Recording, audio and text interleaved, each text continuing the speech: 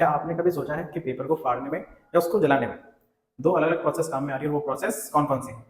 या फिर अपन वाटर से हाइड्रोजन और ऑक्सीजन गैस कैसे बना सकते हैं, या फिर लोहे पर जो जंग है वो किस तरीके से लगती है? तो दोस्तों, स्वागत है आपका सीवीसी में। और आज से अपन क्लास 10th के chapter first chemical reaction and equation को स्टार्ट करने वाले हैं, जो कि काफी सिंपल चैप्टर है लेकिन काफी इंपॉर्टेंट भी है। तो स्टार्ट करते हैं इसको, जिसके अंदर आपको सारे सवालों के जवाब मिलने वाले हैं।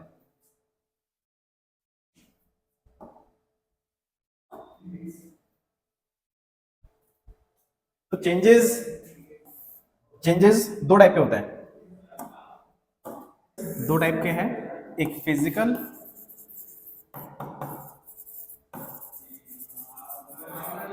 और दूसरा केमिकल चेंज। फिजिकल चेंज जैसे कि अपने पास एक पेपर है,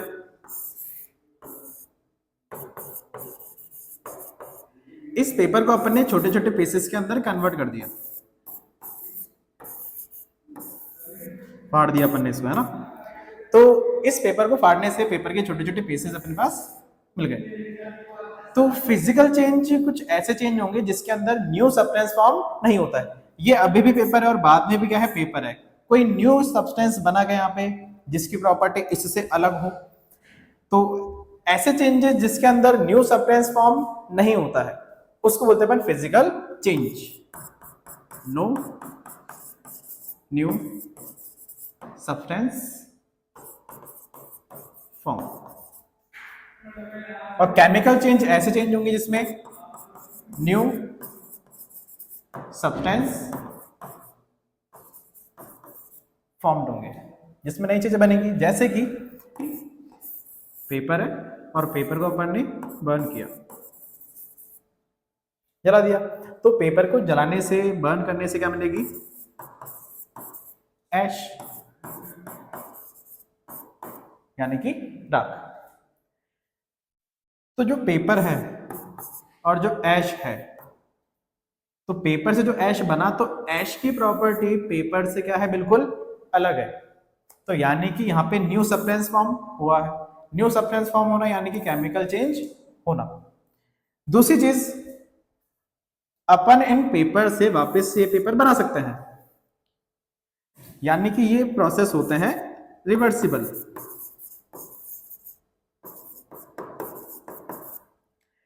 जबकि जो केमिकल चेंज है वो होते हैं इरिवर्सिबल।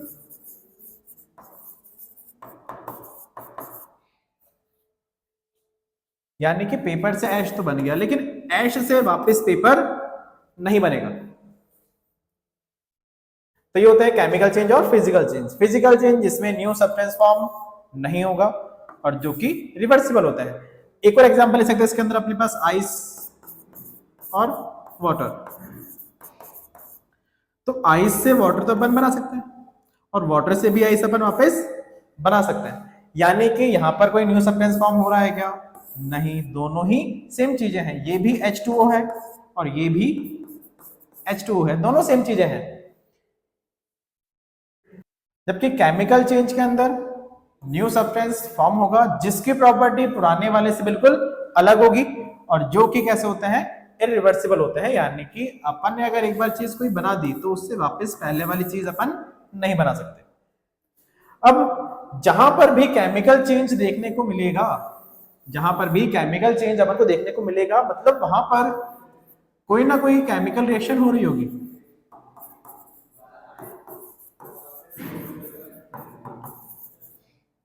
कहीं पर केमिकल चेंज, कहीं पर केमिकल चेंज देखने,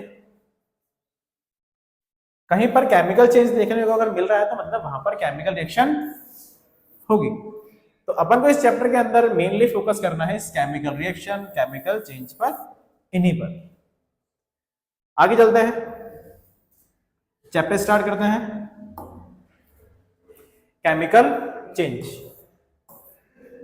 तो केमिकल चेंज एक ऐसा प्रोसेस है जिसके अंदर न्यू सब्सटेंस फॉर्म होगा जिसकी प्रॉपर्टी पुराने वाले से बिल्कुल अलग होगी।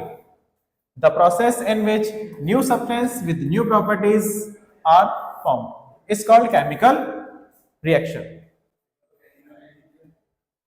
जैसे कि अपने पास सपोज कोई ए और बी है, दो अलग अलग सब्सटेंसेस हैं, इन दोनों के बीच में रिएक्शन होगी और रिएक्शन होने से बनेगा सी और डी। जो रिएक्शन में चीजें काम में आ रही हैं, जो चीजें अपन स्टार्टिंग में ले रहे हैं उनको बोलते हैं रिएक्टेंट, और जो चीज लास्ट में बनती है उनको बोलते हैं प्रोडक्ट। तो रिएक्टेंट्स वो होते हैं जो कि केमिकल रिएक्शन के अंदर पार्टिसिपेट कर रहे हैं, और प्रोडक्ट वो होते हैं जो कि केमिकल रिएक्शन के अंदर लास्ट में बनते हैं। The substances which take part in chemical reaction are called reactant and the substances which are formed in a chemical reaction are called product. ऐसी चीजें जो बन रही है लास्ट में, जैसे कि H2 प्लस O2 और इनसे बना H2। तो स्टार्टिंग में हाइड्रोजन और ऑक्सीजन है, दोनों की प्रॉपर्टीज अलग है, लेकिन इन दोनों के रिएक्शन से बना H2। तो H2 क्या है? प्रोडक्ट है जिसकी प्रॉपर्टी H2 और O2 इन दोनों से बिल्कुल अलग है। और भी एग्जांपल्स है इसके, जैसे कि डाइजेशन ऑफ फूड। फूड को अपन डाइजेस्ट करेंगे, तो डाइजेस्ट करने के बाद बनेगा क्या अपनी बॉडी के अंदर? क्या बनना चाहिए अपनी बॉडी में? सोचो भाई, फूड को डाइजेस्ट करेंगे तो क्या बनेगा? जब फूड को डाइजेस्ट करेंगे तो उसके बाद अपनी बॉडी के अंदर ग्लूकोज, एमिनो एसिड, ये चीजें बनेंगी। जो तुम सोच रहे हो वो भी बनेगी, लेकिन ग्लूकोज और एमिनो एसिड ये दो मेन चीजें बनेंगी जो कि बाद में एनर्जी बनाने के अंदर अपनी बॉडी में काम में आएगी। क्या अपन इन ग्लूकोज, एमिनो एसिड जो भी फूड अपन ने डाइजेस्ट किया है उससे अपन वापस पहले वाले फूड को बना सकते हैं क्या? नहीं बना सकते। यानी कि ये क्या है? केमिकल रिएक्शन है। रेस्पिरेशन, देखो रेस्पिरेशन का मतलब अपन सिर्फ इतना से समझते हैं कि ब्रीथिंग करना, यानी कि ऑक्सीजन गैस लेना, कार्बन डाइऑक्साइड गैस छोड़ना। लेकिन रेस्पिरेशन का रियल मतलब ये है कि जो अपन ऑक्सीजन गैस लेंगे, ये ऑक्सीजन गैस ग्लूकोज को ब्रेक डाउन करेगी और ब्रेक डाउन करने से अपनी बॉडी में बनेगी एनर्जी। रेस्पिरेशन का मतलब ये है कि भाई तुम जो ऑक्सीजन गैस ले रहे हो वो ऑक्सीजन गैस अपनी बॉडी के अंदर जो ग्लूकोज बनी है और ग्लूकोज के ब्रेकडाउन होने से अपनी बॉडी में बनेगी एनर्जी। तो एक बार अगर एनर्जी बन गई तो उससे वापस अपन ये दोनों चीजें नहीं बना सकते। अगला है रस्टिंग ऑफ आयरन। अगर एक बार आयरन के पार्ट पर जंग लग गई तो अपन उसको वापस ठीक नहीं कर सकते, कम से कम उस पार्ट को नहीं कर सकते जिस पर जंग आ चुकी है। फॉर्मेशन ऑफ कर्ड, मिल्क से कर्ड बना, तो कर्ड से अपन वापस मिल्क बना सकते हैं क्या? नहीं बना सकते, यानी कि केमिकल चेंज यानी केमिकल रिएक्शन इसमें हो रही है। अगला है बर्निंग ऑफ मैग्नीशियम रिबन। भाई किसी भी ऑब्जेक्ट को अगर अपन को बर्न करना है तो इसका मतलब उसकी रिएक्शन अपन को करानी है ऑक्सीजन से। जैसे कि मैग्नीशियम है, इसको बर्न करना है मतलब इसकी रिएक्शन करानी है ऑक्सीजन से,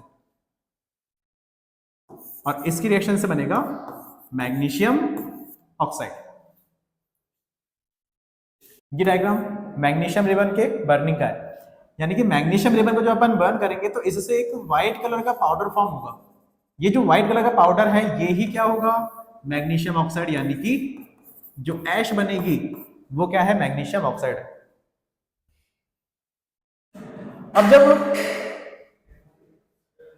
अब जब मैग्नीशियम रिबन बर्न होता है तो कुछ इस तरह की लाइट देखने को मिलती है, एक व्हाइट चमचमाती हुई लाइट देखने को मिलती है जिसको बोलते हैं अपन ब्रिलियंट डैजलिंग व्हाइट फ्लेम।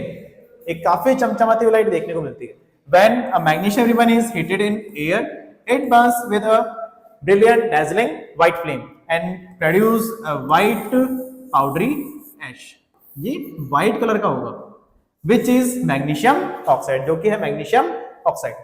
अब किसी जगह केमिकल रिएक्शन हो रही है या नहीं हो रही, इसका पता अपन कैसे लगाएंगे? तो अगर कहीं पर केमिकल रिएक्शन देखने को मिल रही है तो उसको अपन आइडेंटिफाई इन पॉइंट्स के बेस पे कर सकते हैं। जैसे कि फर्स्ट है चेंज इन स्टेट। स्टेट्स पता है कौन कौन सी होती है? सॉलिड, लिक्विड, गैस और एक एक्वस सॉल्यूशन। यानी कोई चीज अगर वाटर में डिसॉल्व है तो उसको बोलते हैं एक्वस सॉल्यूशन। तो अगर कोई चीज सॉलिड से लिक्विड या फिर लिक्विड से गैस इसमें कन्वर्ट हो रही है तो यानी कि वहां पर केमिकल चेंज हो रही है। अगला, चेंज इन कलर। ये ज्यादातर देखने को मिलता है कि अलग अलग कलर्स किसी रिएक्शन के अंदर बन रहे हैं। चेंज इन टेम्परेचर, कई बार ऐसा होगा कि रिएक्शन के अंदर काफी ज्यादा अमाउंट में हीट वगैरह बनेगी, यानी कि वहां पर टेम्परेचर बढ़ेगा। इवोल्यूशन ऑफ गैस, कुछ तरह की गैसेस बन सकती है जैसे कि ऑक्सीजन या कार्बन डाइऑक्साइड या फिर हाइड्रोजन गैस, इस तरह की गैसेस बन सकती है। और एक formation of precipitate. Formation of precipitate, precipitate होता है कि कोई चीज वाटर के अंदर अनडिजॉल्व है, यानी कि वाटर है, वाटर के अंदर अपन ने सॉइल को मिक्स किया, तो सॉइल जो है वाटर के अंदर डिजॉल्व थोड़ी होगा, तो जो चीज वाटर के अंदर अनडिजॉल्व है ऐसी चीजों को बोलते हैं प्रेसिपिटेट। तो ऐसी चीज बनेगी, प्रेसिपिटेट बनेगी। क्लियर है? आगे चलते हैं। अब इक्वेशन को अपन दो तरीके से लिख सकते हैं। पहला है वर्ड इक्वेशन, जिसमें सारी चीजें वर्ड्स के अंदर लिखी हुई है, जैसे कि जिंक प्लस कॉपर सल्फेट, तो इनकी रिएक्शन से बनेगा जिंक सल्फेट और कॉपर। ये दोनों चीजें क्या है? रिएक्टेंट, और ये दोनों चीजें प्रोडक्ट। तो सारी चीजें वर्ड्स के अंदर लिखी हुई है, तो इस टाइप की इक्वेशन को अपन बोल देंगे वर्ड इक्वेशन। केमिकल इक्वेशन, हर बार अपन चीजों को वर्ड्स के अंदर लिखेंगे तो काफी ज्यादा टाइम लगेगा, तो इसके लिए क्या किया, जैसे कि जिंक है, तो जिंक का अपन को सिंबल पता है, जिंक का सिंबल होता है Zn। इस तरीके से कॉपर का सिंबल क्या है? Cu। कॉपर सल्फेट और जिंक सल्फेट, इनका कोई सिंबल तो होता नहीं है, लेकिन इनके फॉर्मूले जरूर होते हैं। तो ऐसी इक्वेशन जिसके अंदर अपन जितने भी सब्सटेंसेस हैं उन सब्सटेंसेस को या तो अपन उनके सिंबल्स के फॉर्म में या फिर उनके केमिकल फॉर्मूलाज के फॉर्म में रिप्रेजेंट कर रहे हैं, तो ऐसे जो इक्वेशन बनेगी उन इक्वेशंस को बोलेंगे अपन केमिकल इक्वेशंस। ठीक है, तो ऐसे इक्वेशंस जिसमें अपन सब्सटेंसेस को उनके सिंबल्स या फिर केमिकल फॉर्मूलाज के फॉर्म में रिप्रेजेंट कर रहे हैं, तो ऐसे इक्वेशंस को अपन बोल देंगे chemical equation. Representation of a chemical reaction using symbols or chemical formula of substances is called chemical equation। तो क्लियर है? वर्ड्स यानी कि वर्ड्स के अंदर लिखा हुआ है, या फिर केमिकल इक्वेशन जो कि अपन इससे में डील करेंगे आगे, तो जिनमें अपन सिंबल्स या फिर केमिकल फॉर्मूला ही काम में लेंगे। Note the necessary conditions such as temperature, pressure and any catalyst should be written on arrow between reactant and product। अगर किसी रिएक्शन के अंदर कोई स्पेसिफिक टेम्परेचर या प्रेशर या फिर कोई कैटलिस्ट दिया हुआ है, तो उसको अपन इस एरो के ऊपर या फिर नीचे लिखने वाले हैं। जैसे कि सपोज कि इस रिएक्शन के लिए 70 डिग्री सेल्सियस टेम्परेचर का होना जरूरी है, तो 70 डिग्री सेल्सियस अपन इस एरो के ऊपर लिखेंगे। या फिर कोई प्रेशर दे रखा है, प्रेशर की वैल्यू दे रखी है, तो उसको अपन नीचे लिख सकते हैं या फिर ऊपर भी लिख सकते हैं। या फिर कोई कैटलिस्ट ऐसी चीज होती है जो कि रिएक्शन की स्पीड को बढ़ा देती है, यानी कि अगर ये रिएक्शन मान लो कि 2 मिनट के अंदर हो रही है, तो कैटलिस्ट को ऐड करने से, कोई भी कैटलिस्ट को ऐड करने से ये रिएक्शन हो सकता है कि 2 सेकंड के अंदर ही कंप्लीट हो जाए। तो कैटलिस्ट वो होते हैं जो कि रिएक्शन की स्पीड को बढ़ा देते हैं। क्लियर है यहां तक? चलते हैं आगे। बैलेंसिंग केमिकल इक्वेशन, जैसे कि एक इक्वेशन अपन लिखते हैं हाइड्रोजन प्लस ऑक्सीजन और इनकी रिएक्शन से बनेगा H2। ये वाली साइड पता है रिएक्टेंट और ये वाली साइड प्रोडक्ट। अब बैलेंसिंग करने का मतलब यह है कि दोनों तरफ यहां पर मास जो है, रिएक्टेंट और प्रोडक्ट का मास दोनों तरफ क्या होना चाहिए? बराबर होना चाहिए। एक तरीके से वजन दोनों तरफ बराबर होना चाहिए। और ये पॉसिबल कब है?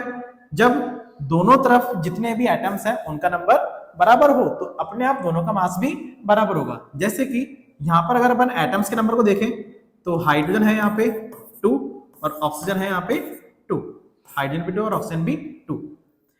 लेकिन प्रोडक्ट वाली तरफ हाइड्रोजन कितने हैं? 2 और ऑक्सीजन केवल 1। तो ऑक्सीजन का नंबर बराबर है क्या? नहीं है। अगर नंबर बराबर नहीं है तो दोनों का मास भी बराबर नहीं होगा। तो इसलिए जरूरी है कि दोनों तरफ एटम्स का नंबर बराबर हो। तो 9th क्लास में अपन ने एक लॉ पढ़ा था, law of conservation of mass. Mass can nether be created nor be destroyed in a chemical reaction. ना तो मास को अपन क्रिएट कर सकते हैं ना ही बढ़ा सकते हैं, यानी कि जितना मास रिएक्टेंट में होगा उतना का उतना प्रोडक्ट में होना चाहिए। तो इसलिए अपन को केमिकल रिएक्शन को बैलेंस करना है। तो बैलेंसिंग का मतलब अपने पास ये रहेगा कि रिएक्टेंट साइड जितने भी टाइप्स के एटम्स हैं उनका नंबर उतना ही प्रोडक्ट साइड में भी होना चाहिए। कुल मिला के रिएक्टेंट साइड और प्रोडक्ट साइड दोनों तरफ एटम्स का नंबर बराबर होना चाहिए। तो the chemical reaction in which number of atoms of different elements, अलग अलग तरीके के एलिमेंट्स का number is same on the both side of the arrow is called a balance chemical equation. कि अलग अलग टाइप के एटम्स का नंबर दोनों तरफ बराबर होने चाहिए, एरो से दोनों तरफ बराबर होने चाहिए। This is in according to the law of conservation of mass, so we need to balance the skeletal equation। अगर कोई रिएक्शन अनबैलेंस है, जैसे कि ये रिएक्शन अभी अनबैलेंस है, एटम्स का नंबर बराबर नहीं है, तो इस रिएक्शन को बोलेंगे अपन अनबैलेंस या फिर स्केलेटल इक्वेशन। तो यानी कि जितनी भी अनबैलेंस रिएक्शन है उन सबको अपन को बैलेंस करना आना चाहिए। बिना बैलेंस के वो रिएक्शन सही नहीं है। तो अगला टॉपिक यही है अपना, केमिकल रिएक्शंस को बैलेंस करना। आगे जितने भी चैप्टर्स पढ़ेंगे वो सब में अपन जो भी केमिकल रिएक्शंस पढ़ेंगे वो सारी सारी बैलेंस होनी चाहिए। तो स्टार्ट करते हैं अपना topic, balancing a chemical equation. अब इसको स्टार्ट करने से पहले अपन को ये पता होना चाहिए कि अपन को एटम्स को काउंट कैसे करना है। मान लो यहाँ पे मैंने लिख दिया एक बार 2 लिखा हुआ है, तो इसके अंदर Fe के एटम्स कितने हैं या फिर ऑक्सीजन के एटम्स कितने हैं, इसका मालूम भी तो होना चाहिए ना। जब तक ये मालूम नहीं होगा केमिकल रिएक्शन को बैलेंस करना आसान नहीं होगा। तो पहले एक बार इसको देखते हैं कि अपन को एटम्स को काउंट करना कैसे है।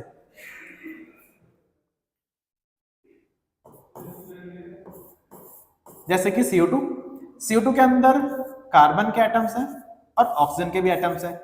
तो कार्बन कितने हैं, कार्बन के आगे कोई भी नंबर नहीं है, इसका मतलब वहां पे 1 लिखा हुआ है, 1 को अपन लिखते नहीं है। तो यानी कि कार्बन कितने हैं 1 और ऑक्सीजन कितने हैं 2। सेकंड एग्जांपल H2, हाइड्रोजन कितने हैं यहाँ पे 2 और ऑक्सीजन कितने हैं, कोई भी नंबर नहीं है मतलब 1। अगला एग्जांपल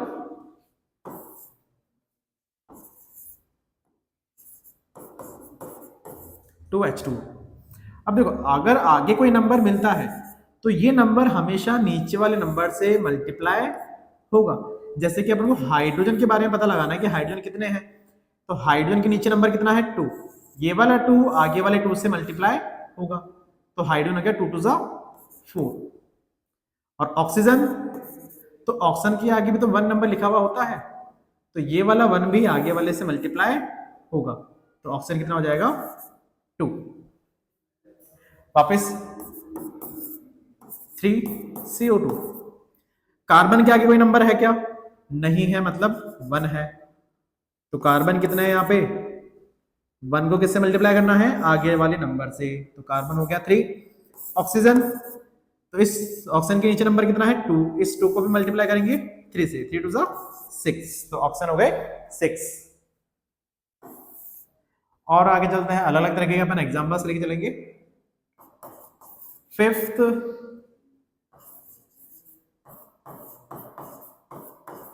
कैल्शियम हाइड्रोक्साइड। अब 3 चीजें यहाँ पे, कैल्शियम, ऑक्सीजन और हाइड्रोजन। कैल्शियम कितने, ऑक्सीजन कितने और हाइड्रोजन कितने। कैल्शियम के आगे कोई नंबर है क्या, नहीं है, मतलब ये कितना है 1 है। अब ये ब्रैकेट के बाहर 2 लिखा हुआ है, तो इसका मतलब ये है कि यहाँ पर ऑक्सीजन भी 2 है और हाइड्रोजन भी 2 है। जैसे मैथमेटिक्स के अंदर कॉमन ले लेते हैं वैसे ही 2 को कॉमन ले लिया और ब्रैकेट में OH, यानी कि जो 2 है ये इस ऑक्सीजन और इस हाइड्रोजन दोनों के साथ यहाँ पे लिखा हुआ है, तो ये वाला 2 इधर भी है, तो ऑक्सीजन कितना हो गया 2 और ये वाला 2 इस हाइड्रोजन के साथ भी है, तो हाइड्रोजन भी कितना हो गया 2। क्लियर? एक और एग्जांपल देखते हैं, 2CaOH2। कैल्शियम कितने, कोई भी नंबर नहीं है, मतलब 1, और ये वाला 1 आगे वाले से मल्टीप्लाई होगा। ऊपर तो कोई नंबर था नहीं यहाँ पे, इसलिए अपन ने मल्टीप्लाई नहीं किया। तो नीचे कैल्शियम 1 है, 1 को 2 से मल्टीप्लाई करेंगे यानी कि 2। ऑक्सीजन ये वाला 2 इधर भी है और इधर भी है, तो ये 2 जब इधर है नीचे है तो नीचे वाला नंबर हमेशा आगे वाले से भी क्या होगा, मल्टीप्लाई। तो ऑप्शन हो जाएगा अपने पास 4। और ऐसे ही हाइड्रोजन ये वाला 2 इधर भी है, अगर यहाँ पे 2 है तो नीचे वाला नंबर अभी भी आगे वाले से मल्टीप्लाई होगा और ये हो जाएगा 4। क्लियर?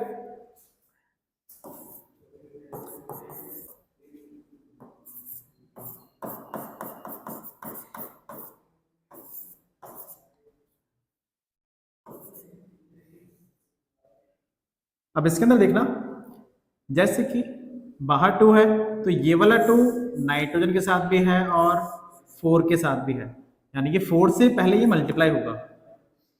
तो देखो नाइट्रोजन कितना है यहाँ पे, ये वाला 2 नाइट्रोजन के साथ लिखा हुआ है और ये 2 फिर आगे वाले से मल्टीप्लाई होगा यानी कि 6। ऐसे ही हाइड्रोजन, तो ये वाला 2 इस 4 से मल्टीप्लाई होगा पहले, तो ये हो जाएगा 8, और 8 फिर वापस आगे वाले से मल्टीप्लाई होगा, तो 8 इंटू 3 24। तो हाइड्रोजन है 24, और ऑक्सीजन कुछ भी नहीं है, मतलब 1 है और 1 इससे मल्टीप्लाई होगा तो 3। तो इस तरीके से अपन को एटम्स को काउंट करना आना चाहिए। अब अपन को रिएक्शन बैलेंस करने में इतनी दिक्कत नहीं आएगी भाई। चलो आगे चलते हैं, इसको हटाते हैं और आगे चलते हैं। तो रिएक्शन को बैलेंस करने के अंदर ध्यान क्या रखना है कि ये जो रिएक्टेंट साइड है और ये जो प्रोडक्ट साइड है, इन दोनों तरफ एटम्स का नंबर बराबर रखना है, और जहां पर अगर नंबर कम हुआ वहां पर अपन को कोई ना कोई नंबर से मल्टीप्लाई करना होगा, और जो भी नंबर से अपन मल्टीप्लाई करेंगे वो नंबर इनके आगे आएंगे। बस यहीं पर अपन कोई नंबर लिख सकते हैं, उनसे मल्टीप्लाई कर सकते हैं। इनके अलावा नंबर, जैसे कि यहाँ पे 2 लिख दिया तो ये गलत है, यहाँ पर मान लो इस 3 की जगह तुमने 8 कर दिया तो वो भी गलत है। नंबर जो लिखने हैं वो सिर्फ इनके स्टार्टिंग के अंदर ही आएंगे। तो स्टार्ट करते हैं इसको।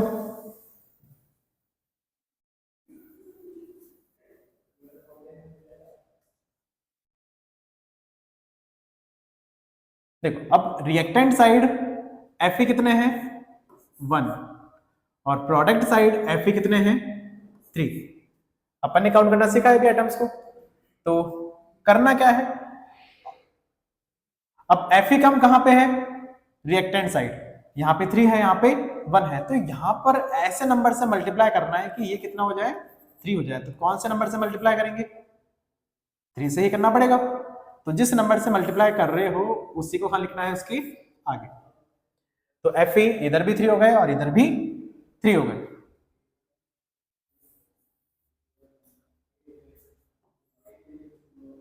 अगला है हाइड्रोजन। एक एक एटम को पकड़ो, उसको बैलेंस करते जाओ। हाइड्रोजन इधर भी 2 है और इधर भी 2 है, यानी कि ये पहले से बैलेंस है। आगे चलो, हाइड्रोजन के बाद ऑक्सीजन। इधर रिएक्टेंट साइड पूरे के अंदर ऑक्सीजन सिर्फ 1 है, और यहां पर ऑक्सीजन कितने हैं 4। ऑक्सीजन कितने हैं 4। तो कम कहां पे है, अभी भी इस तरफ कम है। तो इस 1 को किससे अपन मल्टीप्लाई करें कि ये भी कितना हो जाए 4 हो जाए। तो 1 को मल्टीप्लाई करना पड़ेगा 4 से, और जिस नंबर से मल्टीप्लाई कर रहे हैं वो ही कहां पे आएगा, आगे आएगा। ठीक है, तो अब इधर 4 लगाने से ऑक्सीजन कितना हो गया 4 हो गया, और इधर भी ऑक्सीजन 4। लेकिन इधर 4 लगाने से ये हाइड्रोजन कितना हो गया, 4 2 जा 8। अब हाइड्रोजन कितने हो गए यहाँ पे 8, जबकि इधर हाइड्रोजन कितने हैं केवल 2। तो इस 2 को भी किस में कन्वर्ट करना पड़ेगा, 8 बनाना पड़ेगा। तो 2 को किससे मल्टीप्लाई करें 4 से। तो जिस नंबर से मल्टीप्लाई किए हो वो नंबर इधर। क्लियर है? एक बार वापस से देखते हैं इसको, Fe plus H2O, Fe3O4 plus H2। Fe कितने हैं? 1, और इधर Fe कितने हैं? 3। तो किससे मल्टीप्लाई करें 3 करने के लिए? तो सीधा सीधा 3 से मल्टीप्लाई करना है। हाइड्रोजन 2 है और इधर भी हाइड्रोजन 2 है, दोनों तरफ बराबर है, अभी के लिए बराबर है। हाइड्रोजन के बाद ऑक्सीजन, ऑक्सीजन कितने हैं? 1, और इधर ऑक्सीजन 4। तो 1 को 4 करने के लिए किससे मल्टीप्लाई करना पड़ेगा? 4 से। तो अब ऑक्सीजन हो गए, अब ऑक्सीजन हो गए अपने पास 4, और यहां पे भी ऑक्सीजन 4।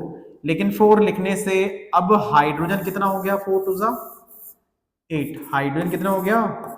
8 हाइड्रोजन हो गया, जबकि इधर हाइड्रोजन कितना है? केवल 2। तो 2 को किससे मल्टीप्लाई करना पड़ेगा? 4 से। तो यानी कि यहां पे क्या आएगा? 4। पूरी रिएक्शन बैलेंस होने के बाद एक बार वापस से इसको चेक कर लेना है कि रिएक्शन बैलेंस है या फिर नहीं है। चलो और एग्जांपल देखते हैं इसकी। Hydrogen plus oxygen H2, reactant side hydrogen 2 है, प्रोडक्ट साइड पे हाइड्रोजन 2 है। रिएक्टेंट साइड ऑक्सीजन 2 है और प्रोडक्ट साइड ऑक्सीजन 1 है। 1 को कन्वर्ट करना है अब 2 के अंदर, क्योंकि इधर 2 है तो इधर भी 2 करना है। तो 1 को किससे मल्टीप्लाई करना पड़ेगा? 2 से। तो यहां पे भी क्या आएगा? 2। तो अब ऑक्सीजन कितना हो गया? 2। लेकिन इधर 2 लगाने से अब हाइड्रोजन कितना हो गया? 2 टू 4। यहां पे हाइड्रोजन हो गया 4, जबकि यहां पे हाइड्रोजन है 2। तो यहां पे भी क्या आएगा? वापस से 2 से मल्टीप्लाई करना पड़ेगा। अब ये भी कितना हो गया? 4। अगला एग्जांपल, नाइट्रोजन प्लस हाइड्रोजन, ये बनेगा NH3, इसको बोलते हैं अमोनिया। तो नाइट्रोजन कितने हैं? 2। इधर नाइट्रोजन कितने हैं? 1, और इधर है 2। तो जिस तरफ कम है वहां पे मल्टीप्लाई करना पड़ेगा। तो इधर क्या आ जाएगा? 2।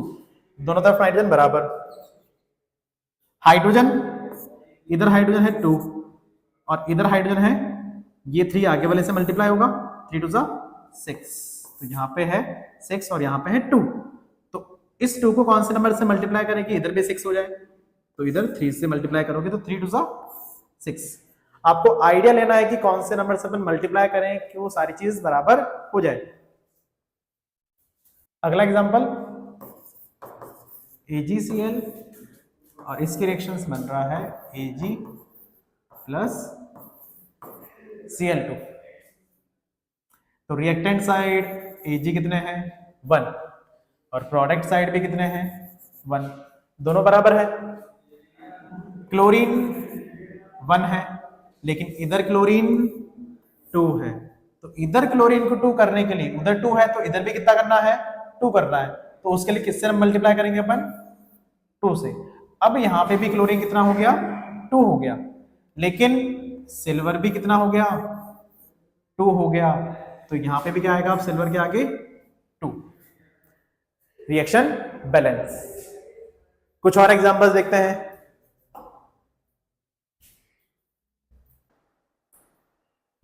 अगले एग्जांपल्स,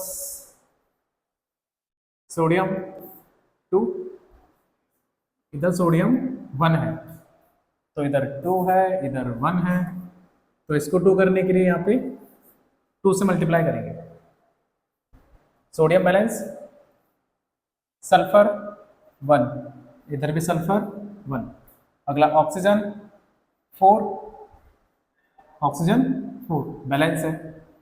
बेरियम 1, 1, क्लोरीन 2 और क्लोरीन इधर भी 2 बैलेंस है।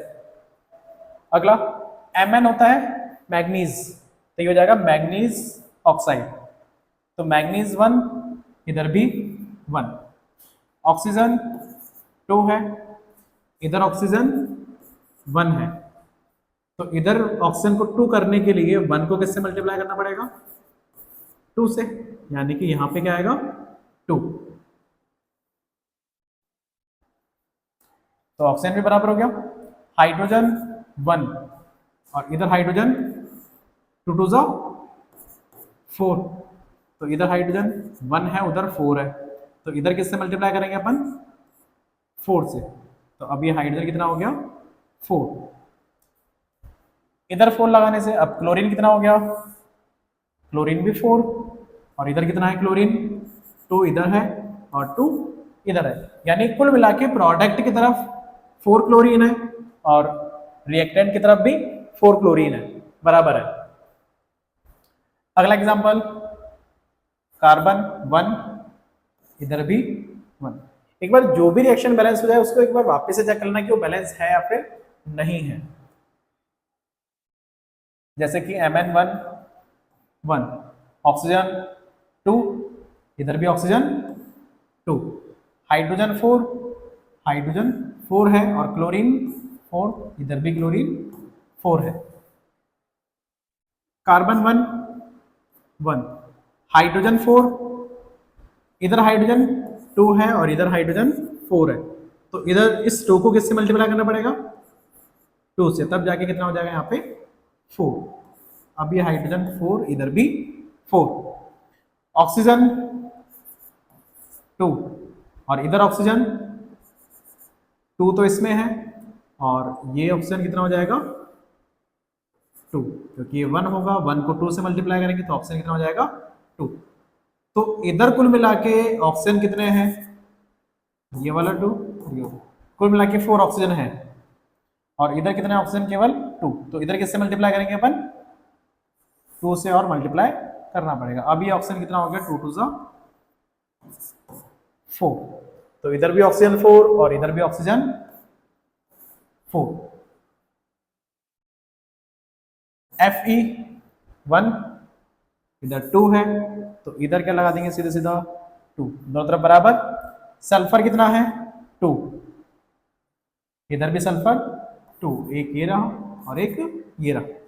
ऑक्सीजन 4 टू ज़ा 8 और इधर ऑक्सीजन 3, इसमें है 2 और इसमें है 3, तो कितना हो गया टोटल 8। इस तरीके से आपको बैलेंस करना है।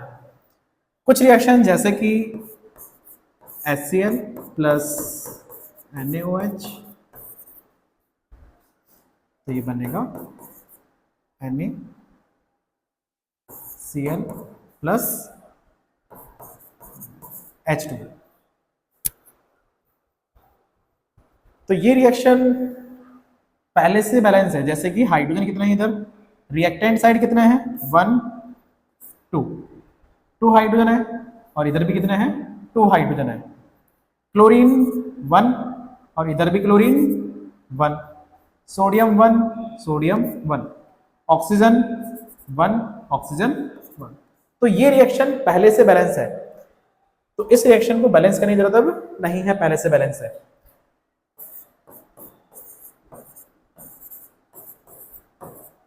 ये भी पहले से बैलेंस है, कार्बन 1 1, ऑक्सीजन 2 ऑक्सीजन 2। तो कुछ रिएक्शंस ऐसी भी होती है जो पहले से बैलेंस होती है।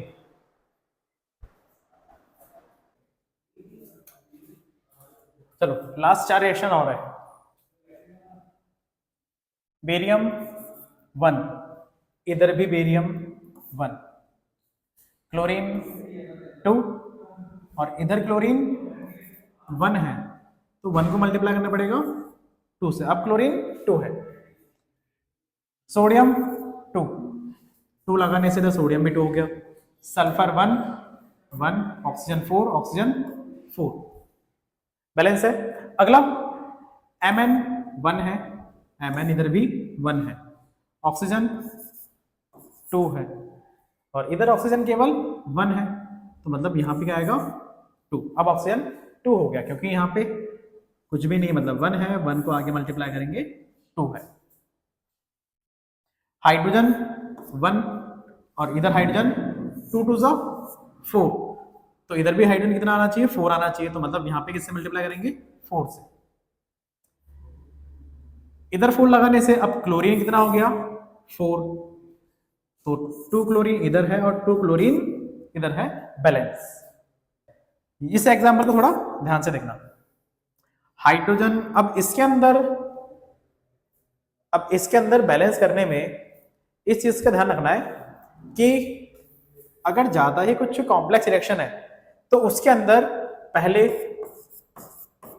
मेटल को बैलेंस करो, फिर नॉन मेटल को बैलेंस करो, फिर ऑक्सीजन और फिर हाइड्रोजन। ये सीक्वेंस रहने वाला है, लेकिन बहुत कम रिएक्शन है जिसके अंदर इस सीक्वेंस की जरूरत पड़ेगी। ज्यादातर क्वेश्चंस, ज्यादातर बैलेंसिंग काम अपन जिस अकॉर्डिंग कर रहे हैं उसे अकॉर्डिंग हो जाएगा। कुछ गिनी चुनी रिएक्शंस के अंदर ये चीज काम में लेनी है, जैसे कि इसके अंदर पहले किसको बैलेंस करना है, मेटल। मेटल कौन है इसके अंदर, सिर्फ कैल्शियम, तो कैल्शियम इधर भी 1 और इधर भी 1, दोनों तरफ बराबर है। फिर नॉन मेटल कौन सी चीज है इसके अंदर, नाइट्रोजन। नाइट्रोजन इधर है 1 और इधर नाइट्रोजन कितने हैं बता सकते हो?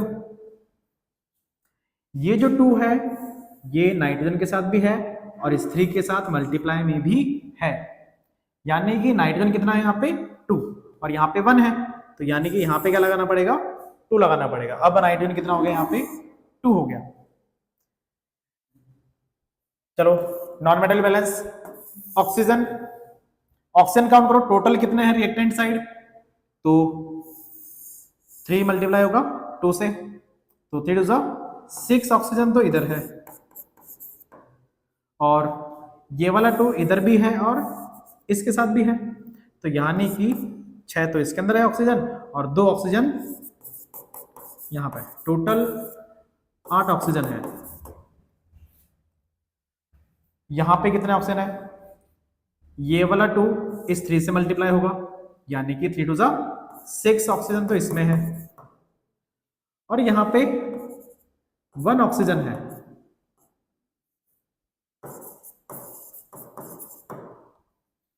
तो 6 और 1 7 ही हुए, तो यहां पे टोटल 8 ऑक्सीजन है दोनों के अंदर मिला के, जबकि इधर केवल 7 ऑक्सीजन है। तो यहां पे ऑक्सीजन का नंबर कम है, वहां पे कोई ना कोई नंबर से मल्टीप्लाई करना है। अब मल्टीप्लाई करने के लिए अपने पास 2 जगह है कि अपन यहां पे मल्टीप्लाई करें या फिर यहां पे मल्टीप्लाई करें।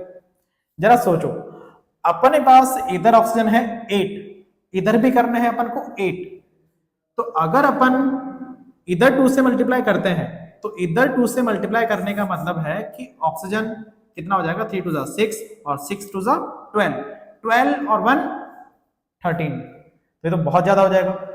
एक काम करो, इस 2 को इधर लगा के देखो, अगर अपन इस 2 को इधर लगाते हैं तो ये 1 वाला ऑक्सीजन ये कितना हो जाएगा, ऑक्सीजन 2, तो ये ऑक्सीजन हो जाएगा 2 और ये कितने हैं 6, तो 2 और 6 8 ऑक्सीजन, इधर भी कितने 8 ऑक्सीजन।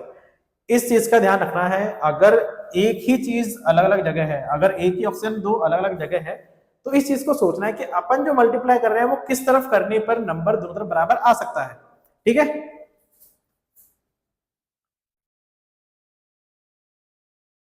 ऑक्सीजन बैलेंस क्या बचा लास्ट, हाइड्रोजन। तो हाइड्रोजन इधर कितना है 2, यहां पे 2 है हाइड्रोजन और यहां पे भी 2, 2 और 2 4 और इधर भी कितना है हाइड्रोजन 4, 2 2 4, बैलेंस। एक बार इस रिएक्शन को वापस देखना, इसके अंदर पहले मेटल, फिर नॉन मेटल, फिर ऑक्सीजन और फिर लास्ट में हाइड्रोजन को बैलेंस करना है। तो मेटल कौन है इसके अंदर, सबसे पहले कैल्शियम, कैल्शियम इधर 1 और इधर भी कैल्शियम 1।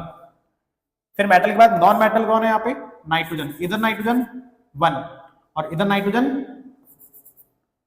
कितना है यहाँ पे, नाइट्रोजन ये बाहर जो 2 है ये इस नाइट्रोजन के साथ भी है और इस 3 के साथ भी मल्टीप्लाई हो रहा है ना, तो नाइट्रोजन यहाँ पे कितना है 2 और इधर नाइट्रोजन है 1, तो यहाँ पे किससे मल्टीप्लाई करना पड़ेगा 2 से। अब नाइट्रोजन दोनों तरफ 2 है। नॉन मेटल के बाद क्या बचा, ऑक्सीजन। तो ऑक्सीजन कितने हैं यहाँ पे, टोटल काउंट करो, देखो ये वाला 3 इससे मल्टीप्लाई होगा तो कितना हो गया 6 और ये वाला 2 इस ऑक्सीजन के साथ भी है और इस हाइड्रोजन के साथ भी है, तो यहाँ पे ऑक्सीजन कितने हो गए 2, तो 6 और 2 कितना हो गया 8। यहाँ पे कितने हैं, तो ये वाला जो 2 है, ये वाला 2 पहले 3 से मल्टीप्लाई होगा, 3 2 6, तो यहाँ पे ऑक्सीजन 6 और यहाँ पे ऑक्सीजन केवल 1। अब जरा सोचो भाई, यहाँ पे है 8, यहाँ पे है 7, यानी कि मल्टीप्लाई तो कम वाली तरफ होगा, यानी कि इधर की तरफ होगा। अब वो मल्टीप्लाई अपन कहाँ पे करें, इस 6 से मल्टीप्लाई करें या फिर इस 1 से मल्टीप्लाई करें? 8 करने के लिए कोई भी नंबर से 6 से मल्टीप्लाई करें या फिर 1 से करें। 6 से मल्टीप्लाई करेंगे तो सीधी सी बात हो, ज्यादा ही हो जाएगी इसकी वैल्यू। तो 1 के अंदर यानी कि जहां पे ऑक्सीजन 1 है वहां पे एक बार 2 से मल्टीप्लाई करते हैं। तो अगर अपन यहाँ पे 2 से मल्टीप्लाई करते हैं तो अब ऑक्सीजन कितना हो जाएगा यहाँ पे 2, तो ये 2। तो अब ऑक्सीजन इधर भी 8 और इधर भी 8 बराबर। लास्ट क्या बचता है, हाइड्रोजन। तो हाइड्रोजन कितना है यहाँ पे 2 तो इधर है और ये वाला 2 इधर भी है, तो 2 हाइड्रोजन इधर और 2 इधर, यानी कि 4 है रिएक्टेंट साइड। इधर भी कितने होने चाहिए 4, 2 2 जा 4 बराबर। लास्ट एग्जांपल, सोडियम 1 और इधर भी सोडियम 2, तो इधर किससे मल्टीप्लाई करेंगे 2 से। ऑक्सीजन काउंट करो, 2 ऑक्सीजन तो इधर है और 4 इधर है, 4 और 2 6, यहां पे 4 इधर है और 1 इधर है। सेम ऊपर वाली कंडीशन आ गई, इधर 6 है इधर टोटल 5 है, यानी कि कम नंबर इधर है कि इधर मल्टीप्लाई करें। सीधी सी बात है, जहां पे 1 ऑक्सीजन है वहीं पे अपन 2 से मल्टीप्लाई कर देते हैं, तो 2 से मल्टीप्लाई कर देंगे तो इधर कितना ऑक्सीजन हो जाएगा 2, तो इधर भी टोटल 6 ऑक्सीजन और इधर भी टोटल 6, 4 तो यहाँ पे है और 2 इससे मल्टीप्लाई हो जाएगा तो 2 उधर हो जाएगा। हाइड्रोजन ये 1 आगे इससे मल्टीप्लाई होगा, यानी कि 2 हाइड्रोजन तो यहाँ पे है और 2 हाइड्रोजन यहाँ पे है, टोटल कितना हो गया 4 हाइड्रोजन और इधर कितना होना चाहिए 4, तो 2 2 जा 4 बराबर। ठीक है, तो यहां तक इस चैप्टर को अपन फिनिश करते हैं, बाकी का चैप्टर नेक्स्ट वीडियो में।